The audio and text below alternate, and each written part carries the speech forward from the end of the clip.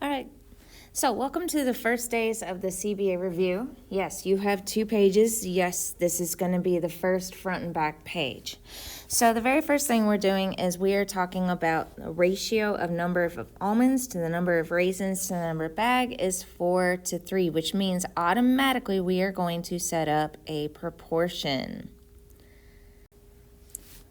All right, so we're going to set up a proportion. We're going to set up a proportion of almonds to raisins. And yes, I'm going to start with a label first because that way I know exactly which one goes where.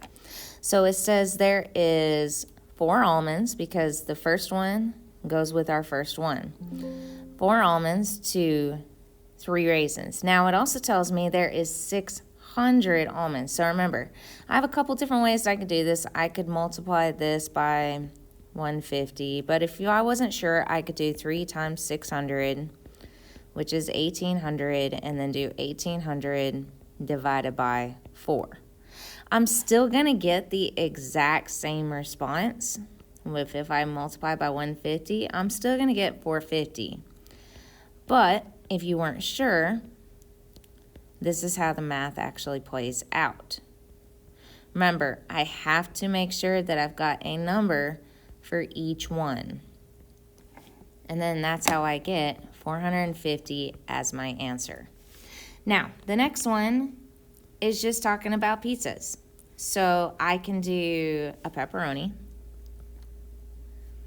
So that is pepperoni. So I did pepperoni. We got pepperoni thin, sausage thin, pepperoni stuffed, which means I need a sausage stuffed. And then it says pepperoni blank, but look, I've got thick right underneath that, so I'm going to go ahead and write in thick. And I've already got pepperoni, so that means this last one is sausage. So remember, if I'm having 2 options for my pizza, I've got, and then look, I've even got 3 options for my pizza. That means I have a 1 and 3 shot. And for my toppings, I have a 1 and 2 shot. So this would have been crust. This would have been toppings, which means I have a 1 in 6 chance of getting whatever, which if you see, there's 6, and then each one is 1 out of 6. All right, next one. It says, write an inequality to represent the situation. All right, so we have a student that rode a bicycle fewer than 30 miles during a period of 5 days. So, if I'm looking for what looks like we got Monday. So Monday, this would be our starting. It's going to be 8 miles. And we have M miles from Tuesday to Thursday. So if I do Tuesday to Friday, Tuesday, Wednesday, Thursday, Friday, that's 4 days. And yes, I just counted on my fingers. I'm only looking for the 4, and I'm only looking for the 8. So now, then I have fewer than 30 miles, which means my total is going to be fewer. So that means, so if I have my total, it is going to be less than 30. And of course, in the box, we're only looking for 30. But when I'm looking at this, my unknown, so this is my M, is going to be 4x plus 8 is less than 30. So that's what's going to go in the box. All right, so this next one, it says we have a scale which uses 1 inch to 15 feet, and then we have another feet, which means I'm going to use a proportion. If I'm seeing the same thing twice, I'm going to use the word proportion. So I'm going to use inches to feet. I've got my nice little sentence here, which means my 1 and 15 go together. And then I have 555 feet. I do not know what that is in my stuff. So I'm going to go ahead and do 555 divided by 15. I know I can't go in 4 times, so it's going to go 3 times, minus 45. So I have 105, which would be 7. So my answer here is going to be 37. How I got that? I just multiplied 1 times 555 and then divided, of course, by the 15. And you should be pausing and writing stuff down if you're just following along. And also make sure you're asking me questions, because 2 to 1, I'm probably just sitting here looking at y'all with headphones or watching y'all do this with yourself. Either way, definitely ask some questions, because if you're not understanding anything or if you're not 100% sure, ask. There's a reason why we can do this. All right, so we have a deck of cards. Contains 12 cards with letters and 16 cards with numbers. So if I'm looking for total, so I have my total already is 12 plus 16, which is 28. And it's replaced, which means I don't have to worry about anything.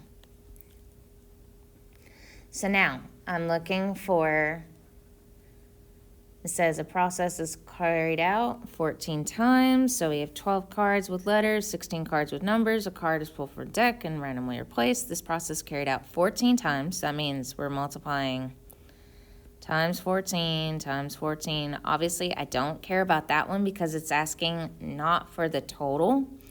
It's asking me for a reasonable prediction for the number of kinds of the letter. So that means the ones with the letter is 12. So I'm going to do 12 times 14.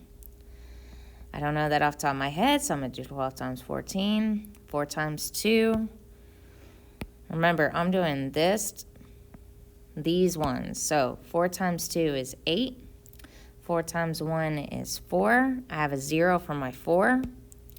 And then I'm going to go ahead and do 1 times 2 and 1 times 1. So 1 times 2 is 2, 1 times 1 is 1. I'm going to add these two together, and this is how I end up with my answer of 168. All right, my next one, circular base, diameter. We're looking for area. That means I'm going to start with my formula. A is equal pi radius squared. Remember, that radius means radius times radius.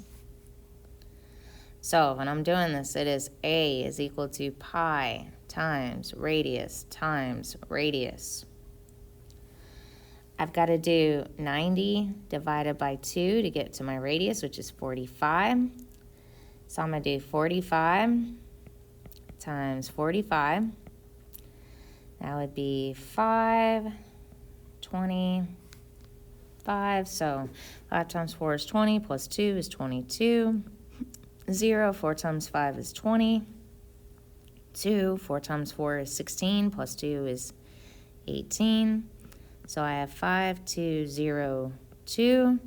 So 20, 25 times 3.14. Ooh, this is going to be a big one. So 4 times 5 is 20. 2, 4 times 2 is 8, 10. 4 times 0 is 0, plus 1 is 1. 4 times 2 is 8. I'm going to go ahead and put a 0, and I'm going to go ahead and change colors. 1 times 5 is 5. 1 times 2 is 2. 1 times 0 is 0. 1 times 2 is 2. Now, I'm going to do my 0 from my 4, my 0 from my 1. 3 times 5 is 15. 3 times 2 is 6, plus 1 is 7. 3 times 0 is 0. 3 times 2 is 6. I want to make sure that I keep all of my numbers aligned. If you need to use the grid paper that you were given on Tuesday, use it. All right, so I have 0, 5, 1 plus 2 is 3, plus 5 is 8. 8 plus 0 is 8, plus 7 is 15. Carry my 1. 1 plus 2 is 3. 6. Now, I'm looking to see how many numbers are behind a decimal. So when I look at both of these, only these two numbers are behind a decimal. This one, the decimal would be right there, which means I need to do 1, 2, which means this is my answer with my decimal. Next, I'm looking at my bowling alley shoes, which means I'm going to go ahead and do a table. We have $6.50 per game. That means this is my variable. And that's usually plus $4 for shoe rental. So if this is my X, this is my Y, if I play 0 games, I'm still going to pay $4. If I have 1 game, I'm going to add $6.50, which means this would be $10.50. From here, if I do 2 games, I'm going to do plus $6.50, which would be $11 plus $6, $17. And then if I do 3 games, this is going to be plus $6.50 again, $23.50 or 23 point. Because this is money, I want to make sure that I do have 2 decimal places. So now all I have to do is just take my table right here and match it to my answer choices. So I know this one's wrong. 3 is correct. 1 is correct. I don't know about 5, and I'm only going to check each 2. I'm going to just check 2. This one's wrong, and this one's wrong, so B is definitely my answer.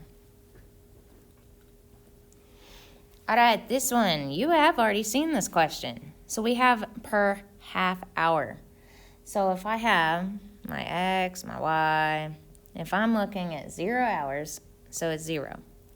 A half an hour is 20. Now, remember, I don't see a half hour here, which means that I can definitely do this one, but then when I'm looking, each hour then is going to be 40.